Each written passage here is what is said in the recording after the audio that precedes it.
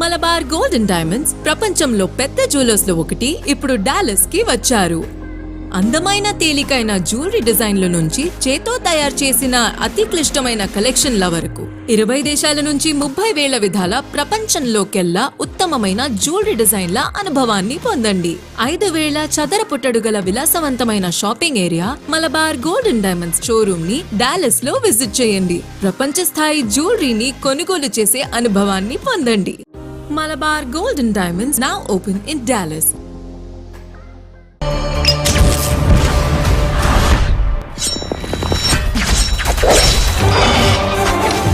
గెలుపే ఊపిరిగా, పట్టుదలే ప్రాణంగా, ఆశయమే గమ్యంగా పోరాడే యోధుడికి విజయం అన్స్టాపబుల్. ప్రశ్నల్లో మరింత ఫైర్, సర్దాల్లో మరింత సెటైర్, మీకోసం మరింత రంజుగా. దెబ్బకి థింకింగ్ మారిపోవాలా?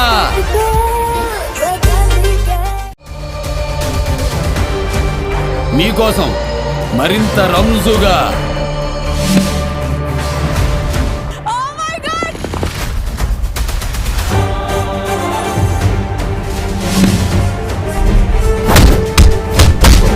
अब तू देख लेगा बच्चन साहब का खेल.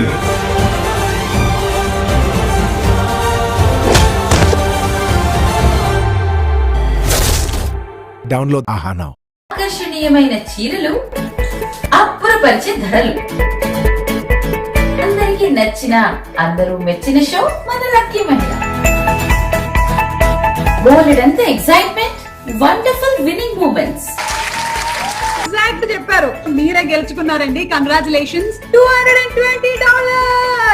సెలబ్రిటీ హోస్టులు, అదిరిపోయే పంచులు, సరదా సరదా కబుర్లు. ఆశ దోశ అప్పడం బడ హెల్ప్ మీరు ఆడుతున్నారు.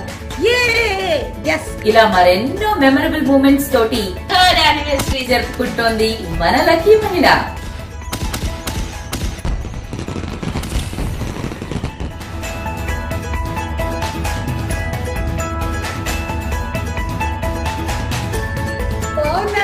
Tvasia Telugu ప్రేక్షకులందరికీ hello and welcome back to yet another fabulous episode of our talk show with experts. First of all, let me apologize.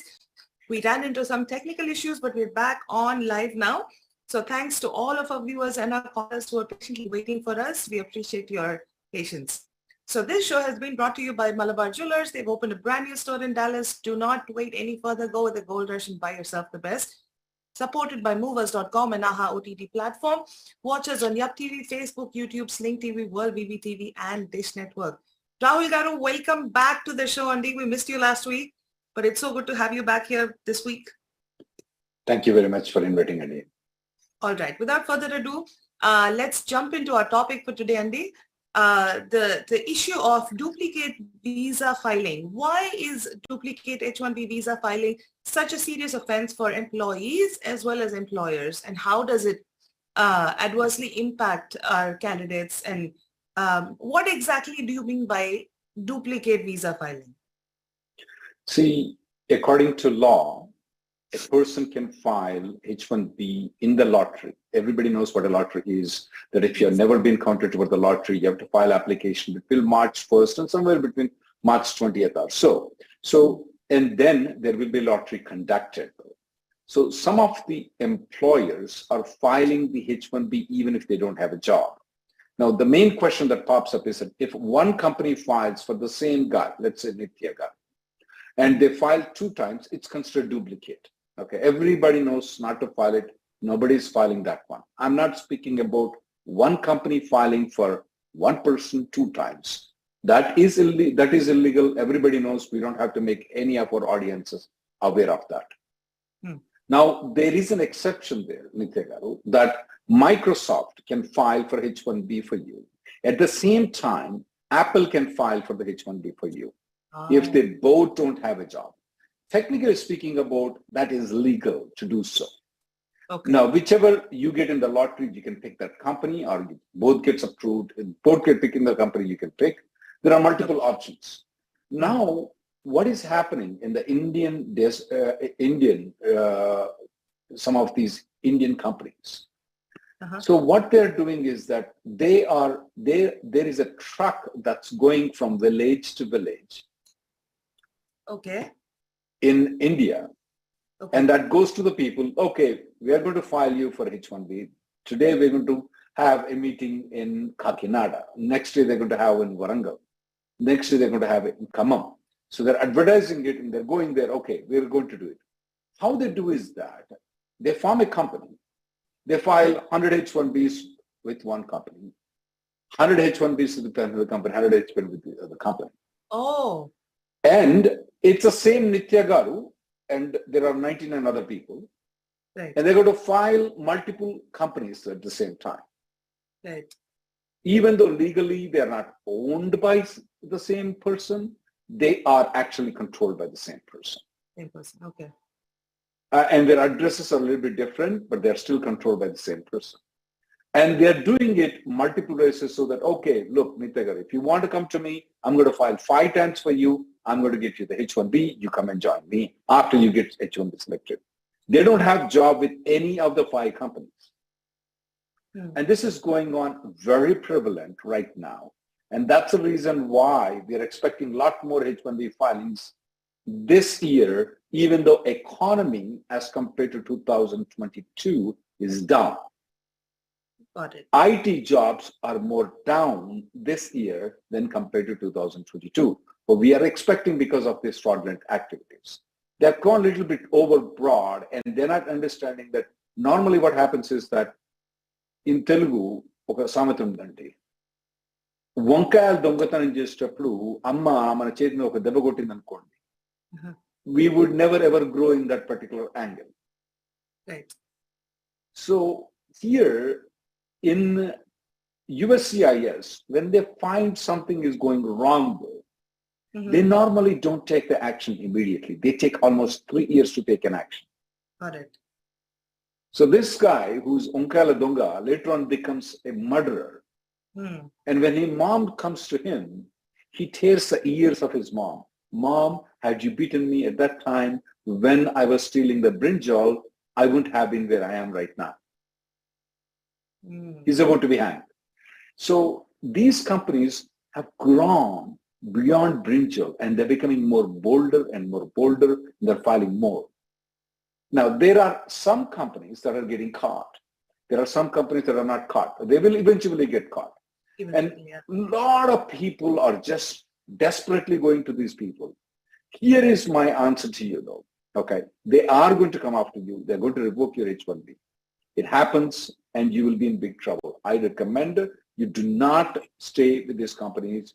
And if you think so that you are a good guy and you never went with this fraudulent company, you're getting calls and emails from this company, okay? I want you to do one thing. Report this company to the USCIS fraud units, though, where these are the companies that doesn't have a job that want to file H1B. I got this offer from them. You report to them and they are going to get caught. These employers, when there is an investigation, they escape to India. But the problem is the employees get troubled. Right. Even after their H1B is approved, even if they're transferred to a different company, even if they're transferred to a third company, if the first H1B gets revoked, they will be in big trouble. We've been telling that a lot of years. Now, how do they detect it? Oh, that guy's name is John Doe. First company's owner name is. The second company's name is completely different. It is Satish Rao. How is that they are both related? They have many different calculation algorithms written by you computer programmers to detect it. They are going to look into where the IP address of the registration process goes to. They will also look into how many of these common names with the same date of birth. Let's say they have applied for Nitya Garu, and Nitya Garu has been applied 5 different companies. Is there any other name also that's appearing with 5 different companies? That's bingo. They got it. So they're going to then investigate a little bit more further. Now also, if they have filed multiple H1Bs, what happens is that you filed 100 here, 100 here, 100 here with 5 different companies. So for some people, for Nitya Garu, let's say for example, it may be you may get selected in 3 of the companies. They only file 1 H1B. The rest of the 2 companies don't file the H1B there because they don't need to. So that's another sign that they're going to. When you have 100, let's say, for example, 30 selected, you're only filing 20 of the H1Bs. That's a sign that the USCIS will also look into it. My recommendation is to stay away from this. They have recordings. They have all kinds of things, guys. You computer programmers made them easy. Back in those Godfather movie, you remember Godfather movie? Yep. Where, you know, the Italian mob bosses are there. The recordings used to be in cassette players. Oh, yeah. No, nowadays it's in your cell phone, okay? In your email. And without this, you cannot do anything. Without speaking, you cannot do anything. Without emailing, you cannot do anything. Everything is digitalized. If you think so, they're not going to catch it. Well, shame on your software skills. If you think That's all they'll know it. You know, it's more like that part I don't know about it. That I no, will leave it to Elon Musk. it's crazy because I've seen it many times, you know, when I'm thinking of something and then next thing I know I'm getting targeted ads towards that, even though I haven't Especially Googled Amazon. it yet.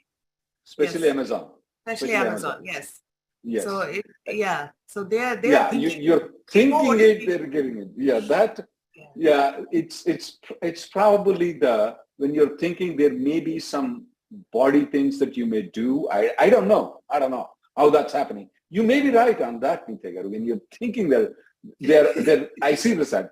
Since you said it now, I can recollect the things. So when you're thinking, but I may still disagree with you on it. But yeah, you speak, email, text, WhatsApp. 100%. Even if you're not speaking on the phone, if Yes. you're speaking near the phone, Around the they have a phone. way to hear it. All right. So, you know, I have a device, you know, this is called, what is it? Hey, the Google, Google. what's the time? Google Nest. It's 2:02 a.m. Okay, so here is the thing. The Google is listening every time. Yep. It only get alerted when I said Google, okay? Same thing with Alexa, same thing with Siri. I don't know what all the devices are listening to us. And they are getting elected, they have the knowledge. And my recommendation is to stay away from it, or after they say that your computer skills are really not good. Otherwise, you would have known this. Okay, USCIS is going to figure out the duplicate filings. Don't go with these companies. Report those companies for fraudulent activity. Good. Thank you, sir. Anything else you'd like to add before we take our callers for today? Now, let's go to the callers. All right. Let's take our first caller for the day, Andy. To all our viewers, thank you so much for patiently waiting, Andy. All right. Let's take our caller, number one caller with number ending in 7075. 7075. We're ready for you. Hello? Hello. Yeah, hi. Hello, Can you sir. hear me? Yes, sir. We can hear you. Please go Hello. ahead. Yeah, hi. Yeah, thanks for taking my call. So I have a question. I'm currently working on H1B visa. My priority date is September 2013. I have pending 485 both in EB2 and EB3. I also have EAD and AP. I'm actually planning to visit Cancun next month. So wanted to check if I can go, visit Cancun without a Mexican visa and can come back on AP. Yeah, I was being told, you may want to check again. I was being told that if you have any permit to come back into United States, okay, that is advanced parole including. You don't need a visa to go to Mexico. Yes, absolutely. You can come back into USA and advanced parole. We do not have any problem. I also have my H1B extension. So since I'm working on H1B, my visa stamp on my passport has expired, but I have the extension 797. So I can also do automatic revalidation and You can get it back. You can absolutely. You can either come on that one or you can come on advanced parole. Whichever you choose to come, you're fine. Okay. Thank you. Thank you. And my other question is more like a hypothetical question. Say down the line if things go wrong in my current company and I get laid off. So since I have EAD and AP, do I still fall into the 60-day grace period window to look for a new job? Or do Remember, I have, what are you trying to protect? H1B or the green card? The green card doesn't have 60-day grace period. The H1B does. If I were you, yeah, I mean, I If I were you, I would be interested in protecting the green card. If you lose the job and if you don't find a job, I would recommend to contact an immigration lawyer.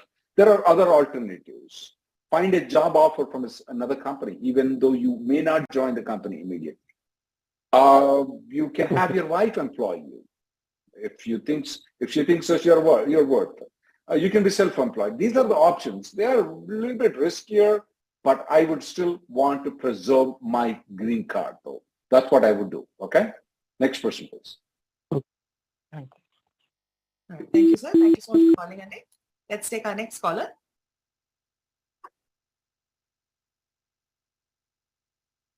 Okay. Caller with number ending in 4979. 4979, we're ready for you now. Hello?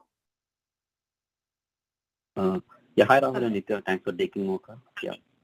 Thank you, sir. Thank you for calling. Can you hear me? Go ahead, sir. Yes, go ahead. Before asking a question, I would like to explain my scenario. I'm currently with the employer A, and the employer B started my H1 transfer and the premium in the premium process, but unfortunately I received the RFE, and I have not submitted the RFE documents to USCIS yet. But my question is, so during the time, can I move to employer B and work with them, and can they pay for me? While the RFP is going on, can you move to company B and can they pay for you? Absolutely, they can. Yeah, they can. And if they can pay, and if the RFP is denied, then I have to go to employer B. So in this case, there won't be any issue with the employer B paychecks and the pay. No, you are legally authorized to work with employer B. So you're legally authorized to get paid. So I don't see any problem, none whatsoever at all, for you to get employed with employer B. Yeah, thanks for the information. Thank you. Next person, please. Thank you, sir. Thank you so much for calling, Andy. Let's take our next caller.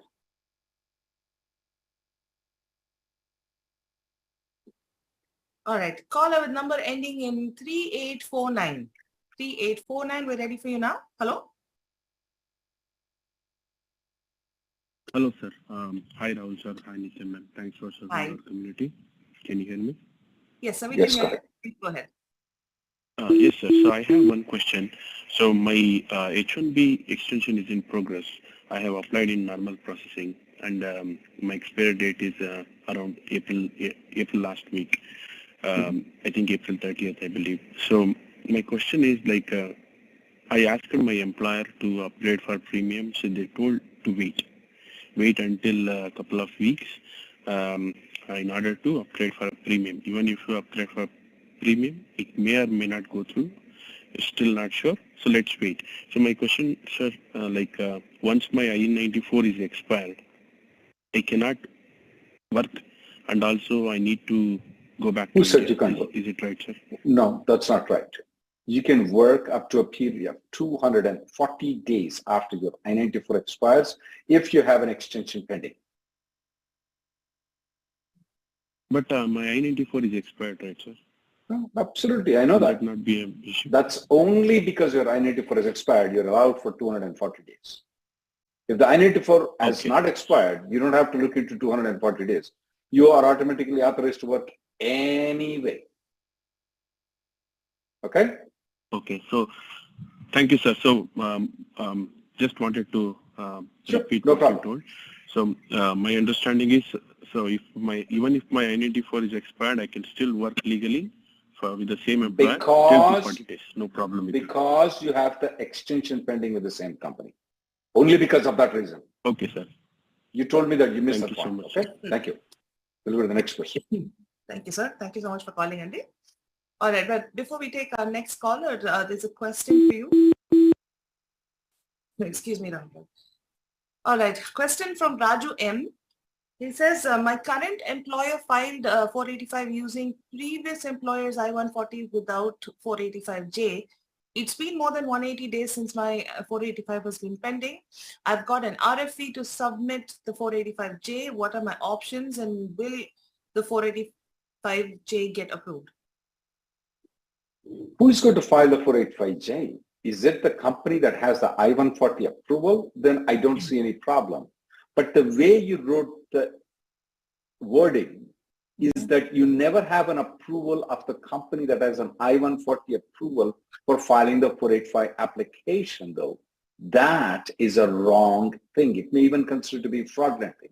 If that is the case where you never have an approval and you just file using the other company's I-140, though, you may want to withdraw the 485 application because it is going to have a very grave consequences if you don't.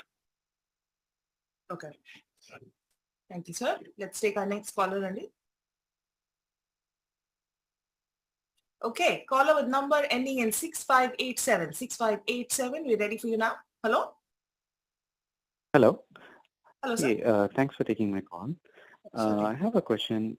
So recently, I got laid off from my current employer. So my last day was last Friday. So I was on H1-B and I have EAD. So I was just wondering, like, how soon should I find the next offer? So with the current market, it's taking a bit longer. As soon as possible, though. We have 60 days for H1B, but we don't have that for the green card application. So the more longer that you wait, the risk will be there for you to get the green card. I would say that can you find a company that can give you the job offer? That's one thing that you can, even though you may not want to join immediately, if there is job offer. If not, can you have your wife employ you? Or can you have your wife give you an employment offer? The third option would be that do the self-employment thing. I'm giving an offer to myself. Okay. So these are the things. They are riskier, but I would rather try them rather than leave the green card out. Okay. So when you say self-employment, so I need to register a company in my wife's name and get employed. You can do so. That's probably is a better idea. If you can't find another employment, yes. Okay. And because we don't have to file the 485J supplement by your wife at this point of time. And at a later date, when we get an RFE, then we say, well, first I was working with Microsoft, then I was working with ABC Inc. We don't have to name your wife. Okay. We just may say ABC, and then we are going to say that now I'm working for Apple, and Apple is going to then file a 485J supplement. So everything ends very good here in most of the circumstances. There are certain risks when your wife is going to employ, but we are not going to file the 485J supplement, so we will be in a better stage. Got it. So if I get another offer from a non-profit organization, right? Like, is it any... Whether it's a profit or non-profit organization, it's in the similar field, you're in a good position. It doesn't have to be a for-profit organization for you to get a job offer. Okay, got it. Thank you. Thank you very much. Thank you, sir. Thank you so much for calling in. All right, let's take our next caller. Caller with number ending in 7796. 7796, we're ready for you now. Hello? Hello. Hi, Nitya. Hi, Rahul. Hi, I have a question regarding DS-160. So I have already, I'm going for a visa appointment, Rahul, next month. And I have submitted my DS-160 like 8 months ago, me and my spouse. In between, I had to travel outside the country for H4 revalidation. H4 EAD revalidation and come back. So now I updated my DS-160 got updated. In the website, I was able to update my DS-160, but for my spouse, I was not able to do that. Okay. Provide a new number. So what are my process now? So what is that you want to update for your wife? Exactly. And with the new DS-160, so I traveled outside the country, right, in between. So that particular thing. You could email the US, you could email the consulate, okay, the visa appointment, there is an email there. You can email them, look, there is a discrepancy in the DS-160. Here is my file number or case number. And the discrepancy is that the travel that I've done outside to Mexico and come back and I did not mention it. Email it to them and you'll be on the record. So later on, if something happens, oh, you did something wrong, you'll be on the record. Hey, I sent an email. I couldn't do it. Online. Okay. Okay. And Rahul, one more thing. And also she got a new passport right now. So should I mention that as well? Both travel as well as passport as a. You better mention that. Okay, sure. I'll do that, Rahul. Thank you. Thank you, sir. Next person, Thank you so please. much for calling, Andy. All right. Before we take our next caller, question for you, Rahul Garu. This is from Kundana. Says, my mother-in-law is in the US and her visa expires next month. Can I renew her B1, B2 in Mexico? Is the Dropbox option available there? No, she cannot renew the B1, B2 in Mexico. Normally, it's not recommended, strongly not recommended. They may give it, but it's not strongly. The Dropbox option is not available in Mexico. Okay. If not for Mexico, what other places would you recommend, Rahul Garu? India, Okay. definitely India. Back to India, okay. All right. Because practically when you're going and extending and you want to come back into the United States, though, they know you're practically staying in USA and extending it. So they don't like that aspect that you're doing in Mexico. Yeah, there is an option of Vietnam too, which is okay, but definitely not Mexico. Okay. But if I remember correctly, you also mentioned that if they do go to Vietnam, they need to plan for staying there for a while. Is that 3 right? weeks, at least 3 weeks. At least. Okay. All right. Thank you, sir. Let's take our next caller, Andy. Caller with number ending in 4335. 4335. Please press *6 to unmute your line. Caller with number ending in 4335. Hello? Please press *6 Andy, to unmute your line. Hello? Hello, are you hearing me? Yes, sir, we can hear you. Please go ahead. Yeah, I have applied my green card downgraded in 2020 October. Mm-hmm. And my priority date is May 2012. Mm-hmm. And in 2021, I have reapplied for the EB2. Mm-hmm. And both are going on. And the EB3 downgrade, I-140 is got RFE, and it is approved last month. Mm-hmm. So I saw like it is, my case got approved. Okay, which And, got approved? the case got I-140 approved for only for my case. Both. Okay. I-140 and 485 got approved. Mm-hmm. And it was approved, my green card approved for me only, it's not for my family. I got it. Keep going. So what is the possibility? Sorry? Keep going. Go sir. ahead, sir. Go ahead. Continue, please. Yeah, what is the possibility will get my family? Since like Well, the date is going to be like retrograded for the next month or something, I hear that. Right. I would recommend that. If wait for see that if the date retrogresses though, okay, file an I-130 and 485 for your family. Okay. Okay, because right now the priority date for family-based 2A application is current.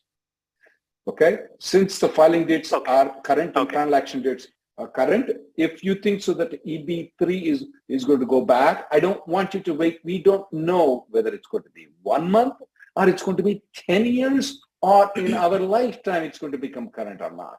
Why take the chance? File an I-130 and 485 for your family. And you know what the F2A is? You know what F2A is? Family-based 2A for spouse and unmarried under 21 children. You're aware of that, is that right? Right. Okay. Right. Yes, I know that. I have one more question. My son is in the college. My son is in the college, and I have both EADs are there. EB2 EAD and EB3 EB3 EADs are there. Which one I need to renew? I'm going to renew the EB3 if I were you. Okay. Okay. So for the EB2 also I need to renew after it is going to expire? I would not if I were you. We'll go to the next person. Thank you, sir. Thank you so much for calling in. All right. Before we go to the next caller, Randy, Rahul Garu, this is a question for you. This is from Shivananda. Says, for CSP age lock, do we need to file 485 within 1 year of date being current in FAD, irrespective of employer change? says I filed 485 under employee B, during which time FAD is more than a year using employer A. I still did not get the point for this, Shivananda. How old is the child right now? Yeah. How old is a child at the time when he filed the 485? So probably that's more important for me than whether or not he filed the 485 within 1 year after the final action date became current. So since I don't have that information, I can't give the answer to him. Sir, yes, just one more question. Says, can multiple H1B transfers, be allowed at the same time? Now, what would constitute such a scenario, sir? Let's say, for example, you're working for Coca-Cola, Nitya. Now you got a great offer from Microsoft, and you are waiting for an offer from Apple. Okay. So Microsoft filed an H1B transfer, and you're waiting for that H1B to transfer. Oh, now you got an offer from Apple. Got it. So can both companies file a transfer? Yes. Will this be constituted as fraud? I have never ever seen that, because normally though, when you're trying to undercut the lottery, when you don't have a job at all, that's considered to be fraud. Here you have two real jobs. I mean, why would you transfer otherwise? Okay? You have two real jobs and you don't know which one you want to pick. I got an offer, I got a paycheck which is 30% extra. Oops, I got something which is 100% more. I'm going to take this one. Absolutely nothing wrong with it. It's not going to constitute any fraud. Both companies can file at the same time. Or you can do one thing. You can think, I'm going to think about it. I don't know. My wife is out. I can't communicate with her because she's in India doing her vacation shopping for her saris. And now, once my wife comes back, I will let her decide which company that I want to pick. And while let them file for both transfers. Is there something wrong? No, absolutely not. Got it. Thank you, sir.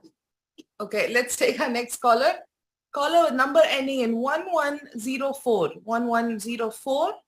We're ready for you now. Please press *6 to unmute your line. Hello? Caller with number ending in 1104. Please press *6 and to unmute your line.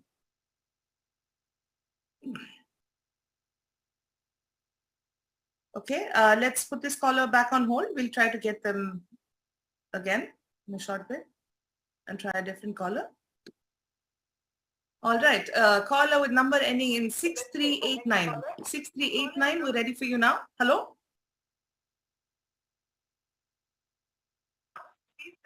Caller with number ending in 6389. Hello? Please press *6 and to unmute your line. Hi, am I audible? Yes, sir, you are audible. Hi, am I audible?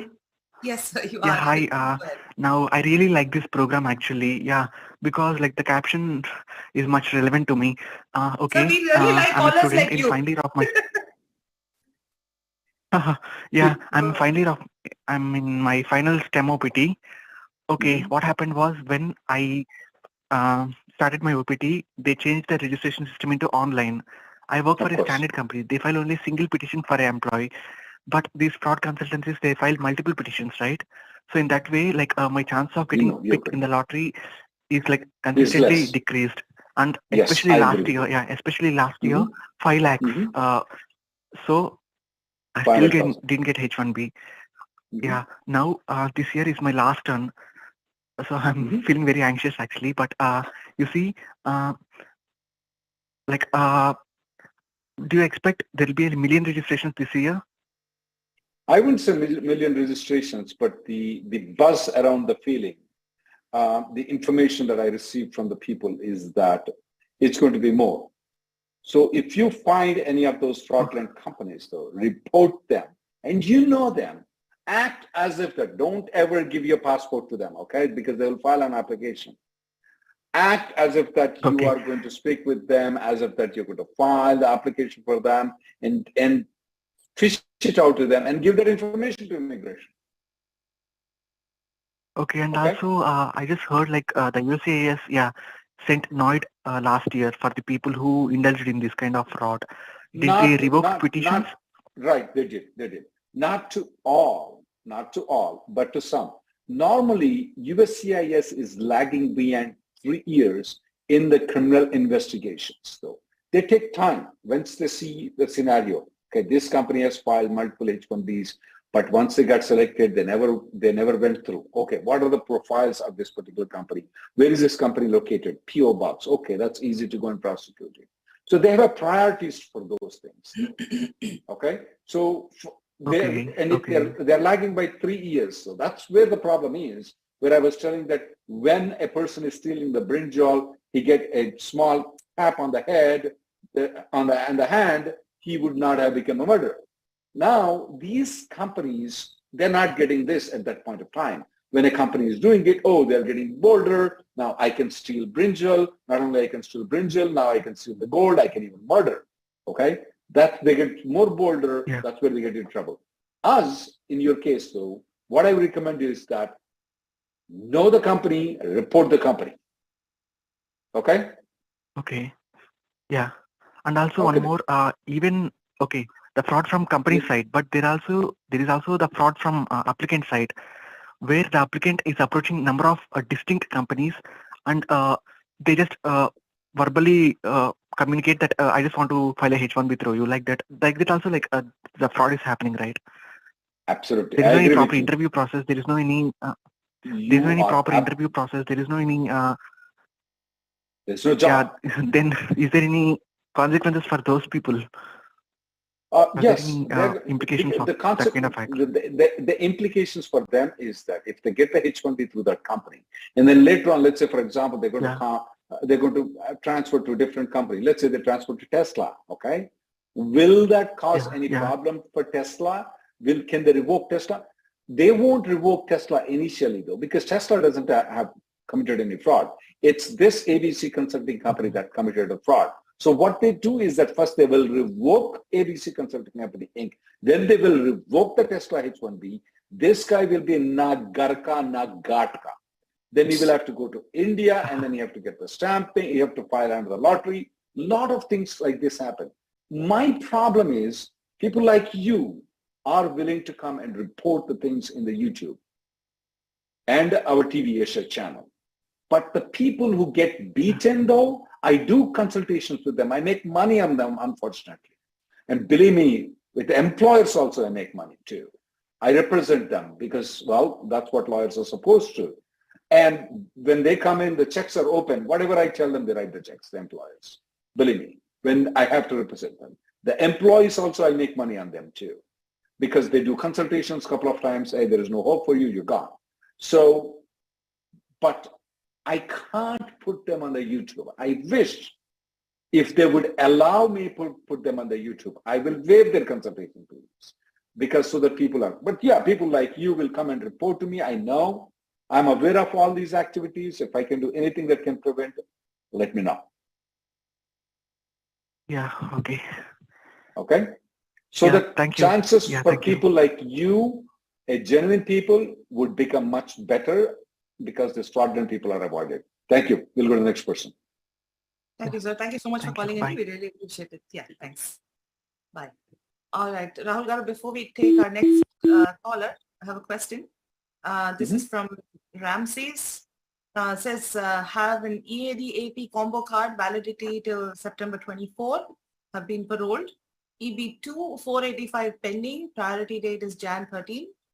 2013, I guess. Filing EB1, can the same EAD be used for future travel, and can it be used infinitely till September 2024 for foreign travel? Did you say EB1A?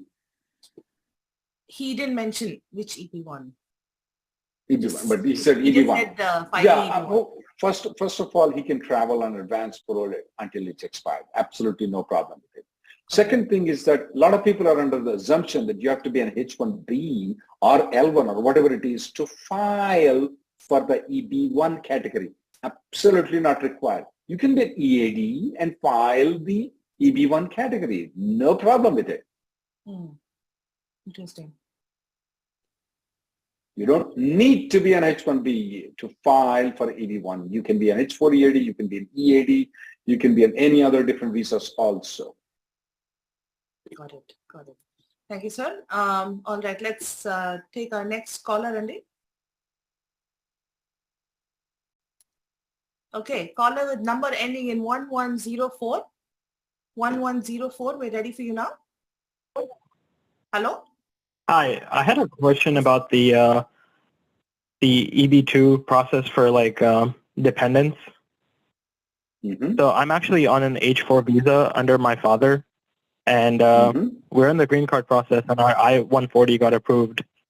But I'm in my third year of college, and I'm about to turn 21. I'll turn 21 in June of 2024. So I was wondering, with the recent changes that they made, how does that affect me? With the recent changes, so first thing is that I need to know what's your priority date of your parents? 2017, December 2017. See, there are two dates, my dear. One is called final action date, okay? One is called filing date, okay?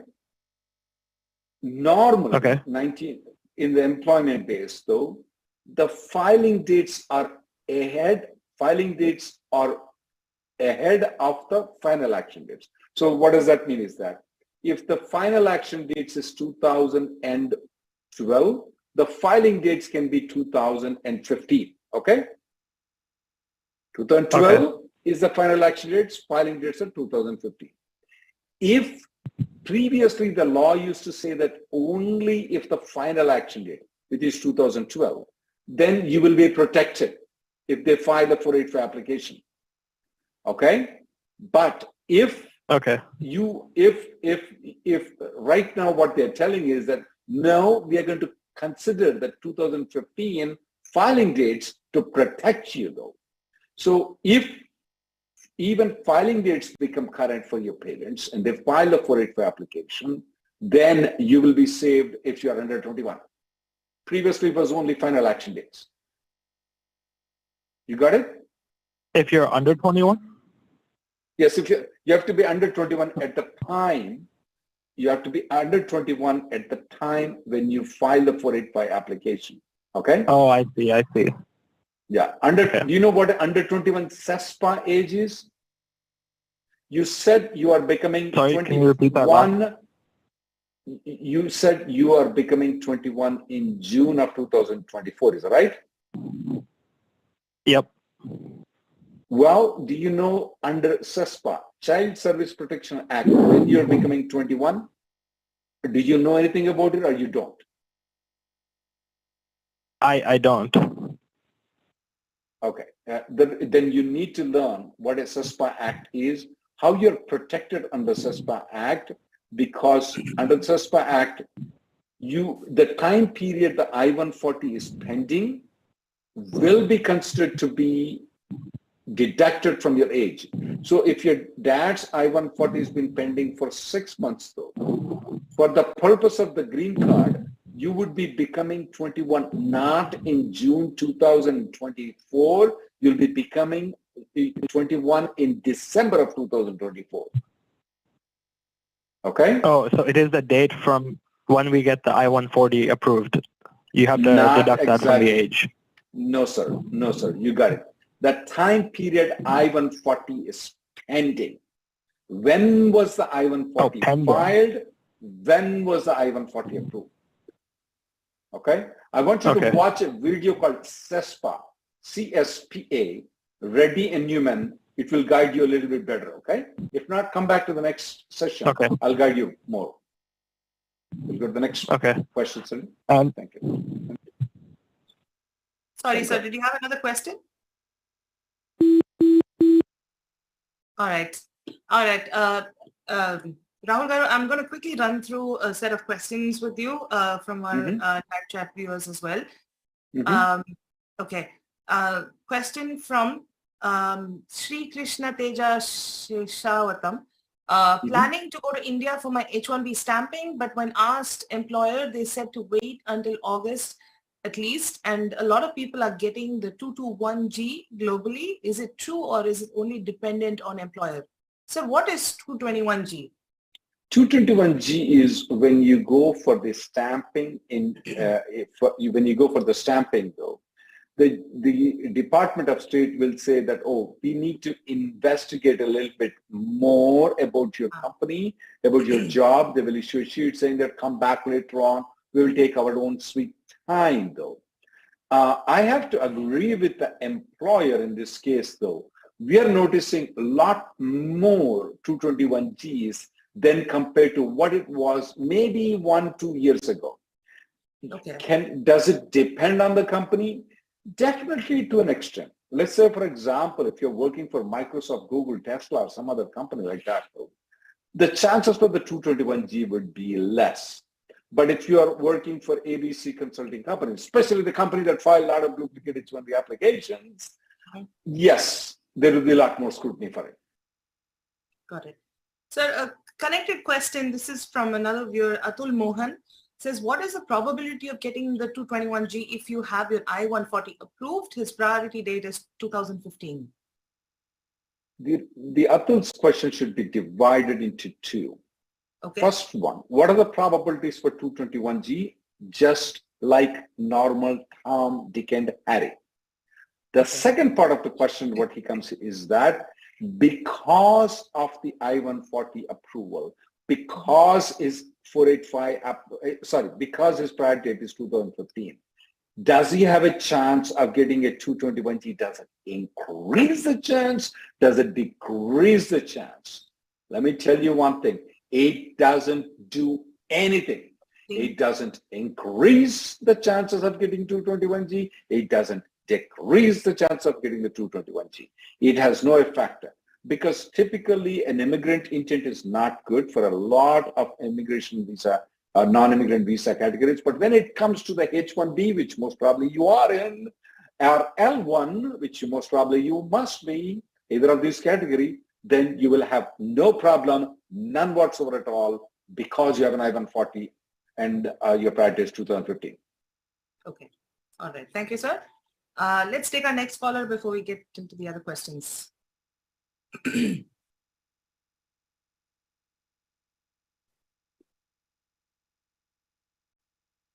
Okay, caller with number ending in 4357. 4357, we're ready for you now. Hello? Hello, ma'am. Hello, sir. Oh, yeah. Hello, Rahul. So I have a question. So I'm on EAD currently, and my H1 extension is also in progress. So let's say if I move to some full-time company on EAD, and can I forget about my extension? You can. You don't need it. So you can forget about the extension and all. Yeah, just forget it. Okay. Thank you. Okay. Thank you very much. Thank you, sir. Thank you so much for calling in. Rahul Garu, here's an interesting question. This is from Bhanu Bemuri. Says, I have received both EADs for EB2 and EB3. So which one needs to be renewed? Is it required to renew both when they expire? It's not required to renew, but it's always advisable. Sometimes they're administratively closing one file. So if you extend one particular thing and they close that particular file, then you may deny it. So since it's free, I would extend both. Both. Okay. Thank you, sir. All right. Give me 1 second, please. Okay, this is a question from Sandpack. Says, I recently got a full-time offer letter from a non-profit organization. I'm planning to join on EAD. It's same or similar role. Will it negatively affect my 485 processing in any way? None. Zip. Zero. It will not negatively affect your 485 application. You're moving to a non-profit. You're not moving to a marijuana selling place, okay? So you're good. You will not have any problem. Non-profit is not bad at all. Okay, so you're good. All right. Another question for you, Rahul. This is from Naveen Alavili. Says, adjustment of status advance parole, is it valid only for travel to home country, which is India, or can we travel to any other country for a vacation? Any other country is fine. There are only a couple of countries that are restricted where you cannot travel on advance parole and come back. One is Cuba, Okay. to an extent. The other is North Korea. That's it. If you're planning to travel any of those countries, please contact an immigration lawyer. Otherwise, you want to travel to Iran, Iraq, China, Timbuktu. Yeah, Timbuktu. That's a good point. Yeah, Timbuktu, UK. All right. Cool. Thank you, sir. One other question. This is from Rockstar. It says, I live in the US since 2021 on an F1 student visa. My brother got his F1 student visa in 22, but he didn't mention in the DS-160 that I'm staying here in any immediate relatives column. Will that be a problem? Yeah, I want him to contact a lawyer. Oh boy. Okay. Rockstar, yeah. Why? Let me explain, and I want to give a lesson to the other people when they're filling the DS-160 form. Be very careful what you have here. The reason is that for F1 student visa people, they are trying to see if he's going to settle in United States. So when a sibling is in United States on a different visa, it shows an inclination that you may settle though. Now, it doesn't mean that every person who is applying whose sibling is in the United States, their F1 gets rejected. It's not, that's not right. I mean, they still get approved, but you have to mention it there. So by not mentioning it there, they may consider it to be fraudulent. Now, when it comes to the H1, H4 though, if by any chance the person might have forgotten the sibling though, that may not be constituted as a material misrepresentation because it doesn't matter whether the sibling is here or not to grant H1B or H4. It won't matter.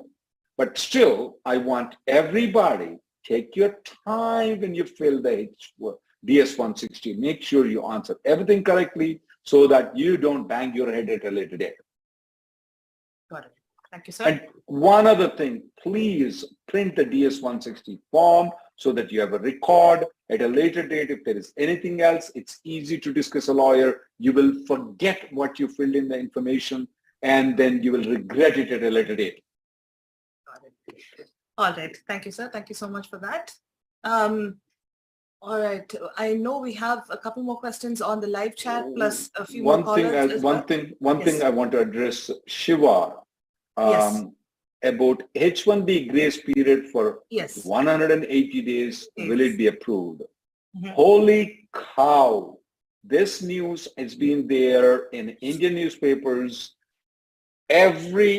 Most of the Indian newspapers in the in South India, though, the headline says 180 days, it's approved. That means that if you lose a job with Microsoft, you're an H1B, you can stay unemployed in United States for 180 days is what the headlines have come up with. I don't know where they come up with those reasons, where they come up with the rumors.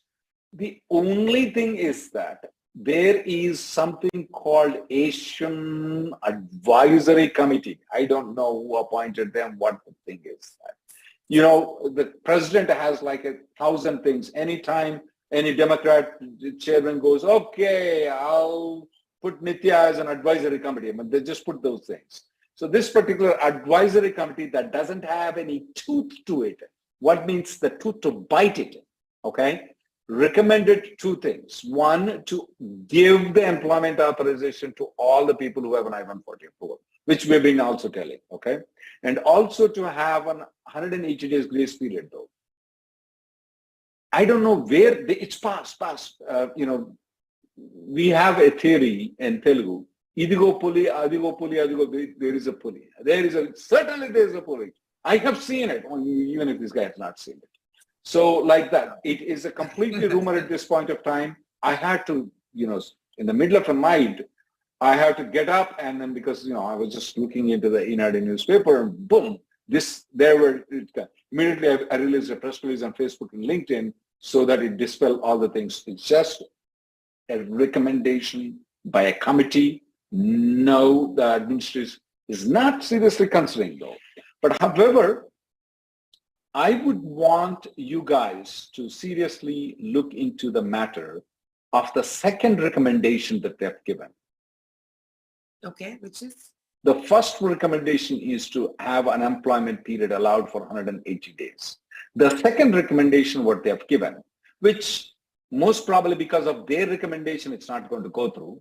The second recommendation, what they have given is that for all the people who have the I-140 approval, they want them to give an employment authorization document so that you are not dependent on your employer to file the H1-B, file the H1-B extension, file the H4, file the H4 extension, file the EAD. You will not be dependent on an employer.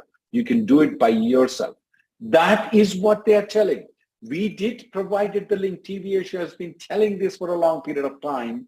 You're not listening to it. This one thing comes on a headline news who actually don't even know what they're dealing with, announce that it's 180 days. We've been telling. The second aspect, what they recommended is what we have been recommending for past couple of years, is that once the I-140 is approved, the administration have the authority to give the employment authorization document.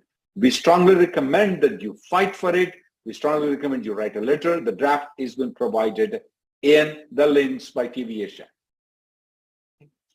Thank you, sir. Thank you so much for that. And to all our viewers and live chat watchers as well.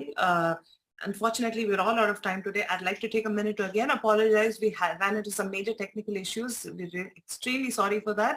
Hopefully it won't happen again next week. But Rahul Garu, thank you so much again for being on the show, Andy, as always. Thank you very much, Nitya Garu. And to all our viewers, we'll be back same time, same place next week with a ton of more topics. Come back and watch us, call us, let us know about what's going on with your immigration situation, and we'll help to the best we can. And all of you stay safe. We'll see you next week. Thanks. Bye. Thank you very much. Thank you.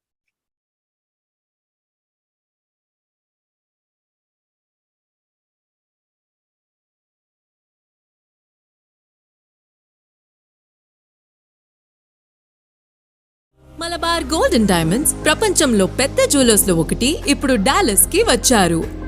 అందమైన తేలికైన jewellery డిజైన్ల నుంచి చేతో తయారు చేసిన అతి క్లిష్టమైన కలెక్షన్ల వరకు 20 దేశాల నుంచి 30,000 విధాల ప్రపంచంలోకెల్లా ఉత్తమమైన జ్యువెలరీ డిజైన్ల అనుభవాన్ని పొందండి. 5,000 చదరపు అడుగుల విలాసవంతమైన shopping area Malabar gold and diamonds showroom ని డాలస్ లో విజిట్ చేయండి. ప్రపంచ స్థాయి జ్యువెలరీని కొనుగోలు చేసే అనుభవాన్ని పొందండి. Malabar Gold and Diamonds now open in Dallas.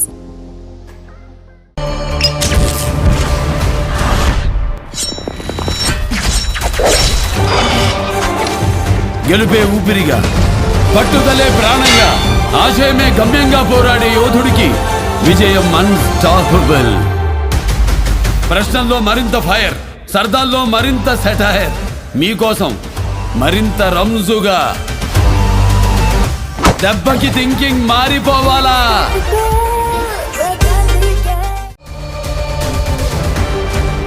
మీకోసం మరింత రంజుగా.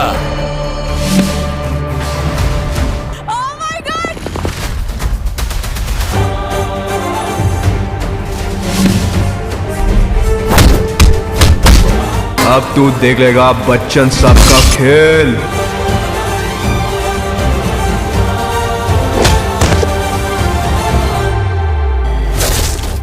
డౌన్లోడ్ ఆహా నౌ. ఆకర్షణీయమైన చీరలు, అప్పురపరిచే ధరలు, అందరికీ నచ్చిన, అందరూ మెచ్చిన షో మన లక్కీ మహిళ. బోలెడంత excitement, wonderful winning moments. Exact చెప్పారు. మీరే గెలుచుకున్నారండి. కంగ్రాచులేషన్స్. $220. సెలబ్రిటీ హోస్టులు, అదిరిపోయే పంచులు, సరదా సరదా కబుర్లు. ఆశ దోశ అప్పడం బడ హెల్ప్ మీరు ఆడుతున్నారు. ఇలా మరెన్నో మెమరబుల్ మూమెంట్స్ తోటి థర్డ్ యానివర్సరీ జరుపుకుంటోంది మన లక్కీ మహిళ.